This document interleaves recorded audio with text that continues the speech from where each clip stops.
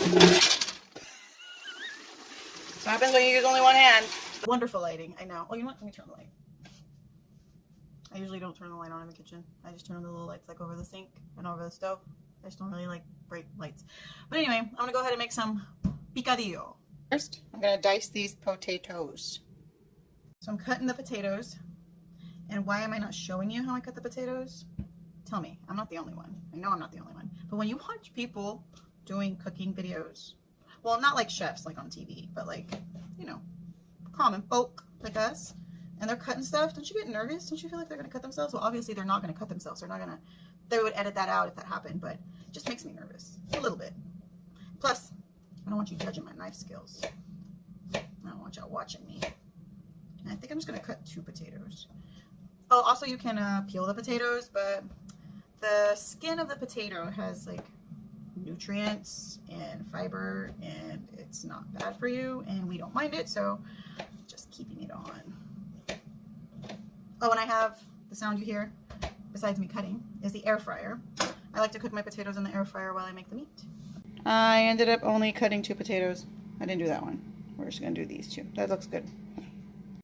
I just washed my air fryer yesterday. Woohoo! But you can't tell because, you know, it's an air fryer. But anyway, so I had it preheating for a little bit. Trying to do this one-handed. Okay. Put my potatoes in. All right. Okay, I need my other hand. And there. Just give them a shake. I leave it at 400 for however long until they're soft. And I'm going to start browning the ground beef. Picadillo. Yeah. All right. I got my pan on. What? Medium, high? What is that? High? I always put it on high. That's not the right time. Whatever. Don't judge, guys. Don't judge. Okay, so I split both. And I just squeeze out like half of each. And then I use the other half for like patties. So I just like grab like the middle. Ground turkey. That's what we're working with. And I'm about to mash that up. All right, my helper just got here. Say hi. Hi. And I went ahead and decided to put the whole thing of turkey. It didn't look like a lot of food, and I'm kind of hungry. It's smelling pretty good, so let's check on the potatoes. Give them a little shake. I need one of those fancy meat crushers. What do I call it? A meat crusher. Is it like Thor's hammer? Mallet? I don't know. You know what I'm talking about? The one that's like a cross, an X, and you just jab the meat. Oh gosh. Huh? Yeah. Now we're just getting all the pieces small and all the pink gone. All the pink is gone, and now I'm just draining the fat into this jar that I just used for all the fat. It's just an old pickle jar. What do you use? Ah! Please don't tell me you pour it down the sink, because that's not good. Not good.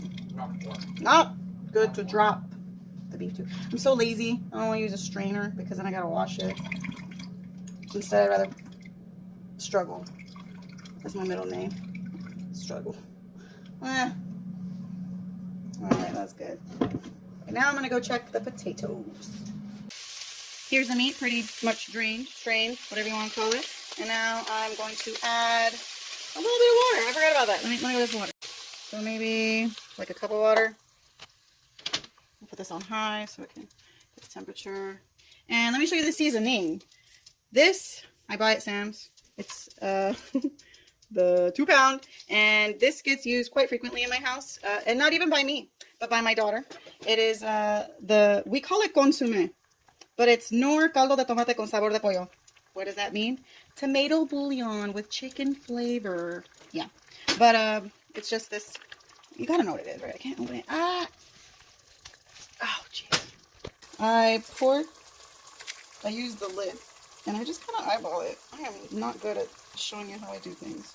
But, it's kind of a lot, right? But potatoes need seasoning, so got the water going. And you just kind of pour it in there. Stir it a little bit. Oh, I think I told you I'm making picadillo, but this is how I make picadillo. People like their picadillo more soupy. I like it semi-dry. I like it, if there's going to be liquid, I kind of like it thick. So I do let it kind of boil down. I'm probably going to end up putting some more. But I also like to put tomato paste. So I get this one from Trader Joe's. It's the best way to have tomato paste on hand, I think. Oh, one-handed. And I just kind of gunk some in there. Like I said, not good at explaining, right? I don't know why I'm doing this. And I feel like it just gives it a deeper flavor and it kind of thickens the liquid up a bit. And now I'm just going to go ahead and throw the potatoes in. So what happens when you use only one hand. But good thing is I cleaned my air fryer yesterday, so there aren't going to be any weird pieces in it. And then just stir that bad boy up. And honestly, that's it. So easy. You can cook your potatoes ahead of time, however you want. You can fry them. Some people put the potatoes in with the meat and let it kind of boil with it, but I just want shortcuts. I want it to be quick. I think this is just the best method that works for me. Let me try potato. Ooh, ah! Now you see, it's a little seasoned, a little too seasoned. Add some water, and I think that will help. See, cooking is just experimentation, especially when you do dishes that you've been making many times and you're just eyeballing stuff. My mom, she makes the best, I guess you would call it Spanish rice, Mexican rice. The rice you would get at a Mexican restaurant. My mom makes the best. And each time it's different. And I actually like it when it's a little mushy, when she puts maybe a little bit too much water. And she always hates when it's mushy. But like my sisters and I were like, ooh, the rice is good today, Ma. It's so good, it's mushy. And she's like, ugh, I hate it. I hate my rice. I hate when it comes out like this. But it's okay. It was made with love and it's tasty. And my mom actually uses the same stuff. We call it consomme in this house. But we use it for sopa de fideo, which is what my daughter makes all the time. She makes it herself. She'll just grab all her ingredients and just make it for her own self, and she'll just eat it. It's one of the few things that she'll eat. She's a really picky eater. So let's go ahead and look at this picadillo. Ooh, oh yes. And there you go. And that's how I make my picadillo. I hope that was helpful. You can eat this how you would eat any type of ground taco meat. You could put taco seasoning, garlic powder, onion powder, all that jazz, but I think it's flavorful enough with just the consomme. So, all right, we made some chalupas. Just opened up a can of refried beans because we lazy. And some chalupa shells and put some picadillo on top with some cheese, and we gonna try it. Oh. Or we're just gonna break it. Okay.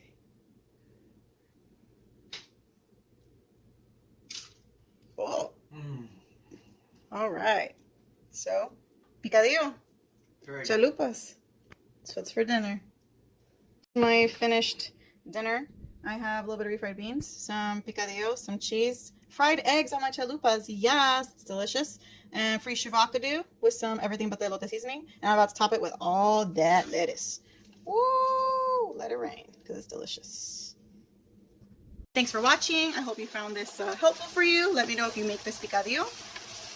And how do you make your picadillo? I don't know. Picadillo.